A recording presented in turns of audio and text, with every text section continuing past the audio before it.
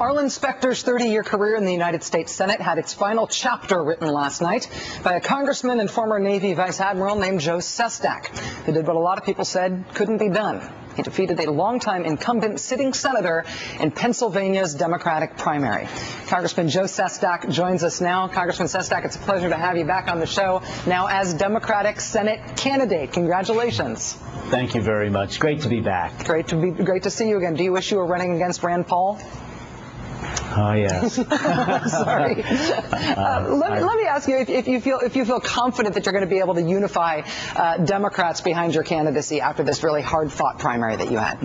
It's without a question. The president was so gracious last night, and the vice president also called. But you know who really was the most gracious and set the standard for it? Arlen Specter. And when he called me, he said, "Joe, congratulations. I will support you." It was really something. I mean, this is a warrior, someone who went out there, had integrity, but at the end of the day, he really said, "I'm behind you." From Governor Rendell, who I've spoken with, to Mayor Nutter, all across the board, we all know that this president of ours needs someone down in the United States Senate that believes in the policies that are different than the person you just had on with you. Someone who actually understands that this nation is the very first nation ever founded on principle, not power. And that really, as we try to achieve, I think that perfect union of our forefathers is really the mark of the progressive movement, from freedom, civil rights, suffrage, to equality for all. And that's what this president stands for, and I want to be down there with him, and so do all the Democrats. And I believe so do so many Republicans, independents, and I want to go down there and help make that happen. Now, you said last night in your victory speech that your win was a victory over the establishment, over the status quo, even over Washington, D.C., and you sort of laughed a little bit after you said that. Does that mean that you're not going to want help in the fall from the D.C. establishment that supported Senator Specter in this race, from the White House, as you said, from Governor Rendell, from Senator Casey? Yeah, you know, it's interesting. I always remember those words that John F. Kennedy said so well. Sometimes the party asks too much. At the end of the day, I decided I had to stand up for the people of Pennsylvania, the working families, those that didn't have jobs and want to have them. I appreciate the deal that was made in Washington, D.C., but we were going to have to live with it for the next 6 years. And so, therefore, I wanted to make everyone in Pennsylvania understand that, yes, I stood up to the party establishment when I thought they were wrong for you.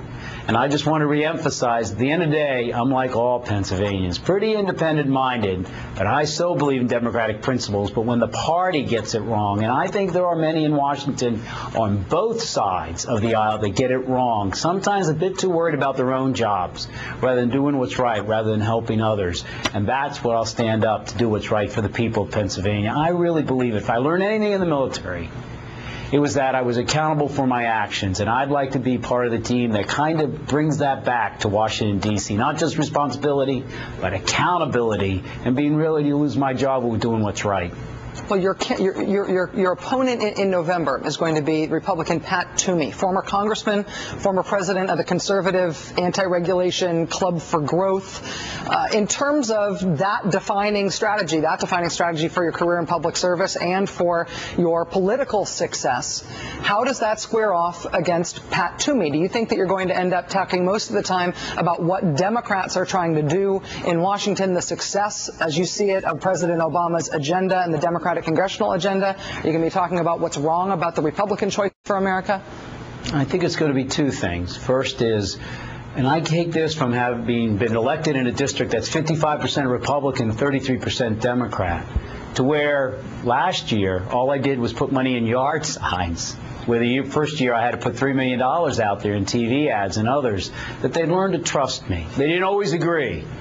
But regaining that trust, I am going to listen, and I'll try to do some principle compromise. Never compromise a principle, I think, is the first issue that I really want to continue to talk about. Why Washington's lost the trust and faith of everyone. That's what Massachusetts said. Pox on both your houses. We voted for change in politics, not just policy. And second, look, government does have a legitimate role. I do agree with you on that previous discussion.